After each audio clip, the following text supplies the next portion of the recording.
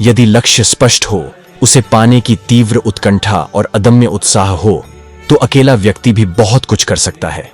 विश्व कवि रविंद्रनाथ टैगोर का यह कथन कितना सटीक है कि अस्त होने के पूर्व सूर्य ने पूछा कि मेरे अस्त हो जाने के बाद दुनिया को प्रकाशित करने का काम कौन करेगा। तब एक छोटा सा दीपक सामने आया और कहा, प्रभु, जितना मुझसे हो सकेगा उतना प्रकाश करने का काम मैं करूंगा। आखिरी बूंद तक दीपक अपना प्रकाश फैलाता रहता है। जितना हम कर सकते हैं उतना करते चलें, आगे का मार्ग प्रशस्त होता चला जाएगा। किसी ने कितना सुंदर कहा है कि जितना तुम कर सकते हो उतना करो, फिर जो तुम नहीं कर सको उसे परमात्मा करेगा। जो व्यक्ति आपत्ति विपत्ति से घबराता नहीं है, प्रतिकूलता के सामने झुकता नहीं है और दुख को भी प्रगति की सीढ़ी बना लेता है, उसकी सफलता निश्चित है। ऐसे धीर पुरुष के साहस को देखकर असफलता घुटने टेक देती है। इसीलिए तो कहा गया है, चरय वेतियु, यानी चलते रहो, निरंतर श्रमशील रहो।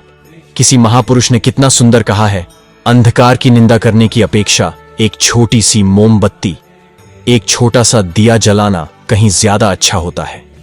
महापुरुष समझाते हैं कि व्यक्ति सफलता प्राप्ति के लिए पुरुषार्थ अवश्य करे, लेकिन अति महत्वाकांक्षी न बने।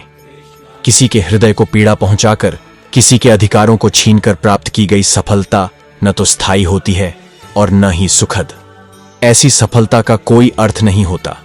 अति महत्वाकांक्षा व्यक्ति को तानाशाह तो बना सकती है, किंतु सुख चैन से जीने नहीं देती। दिन रात भय और चिंता के वातावरण का निर्माण करती है और अंततः सर्वनाश का ही सबब बनती है। हमें भगवान श्री कृष्ण का गीता में कथित यह संदेश कभी विस्मृत नहीं करना चाहिए कि हे अर्जुन, तेरा कर्म करने में ही अधिकार है, फल में नहीं। इसलिए तू कर्मों को करने पर ध्यान दे, फल पाने की चिंता में उलझा मत रह। इसलिए हमारे लिए यह जरूरी है कि हमें किसी भी दशा में निरंतर प्रयास करने के बाद भी यदि वांछित सफलता न मिले तो उदास और निराश नहीं होना है। इस जगत में सदैव मनचाही सफलता किसी को भी नहीं मिली है और न ही कभी मिल सकती है, लेकिन यह भी सत्य है कि किसी का पुरुषार्थ कभी निष्फल नहीं गया है।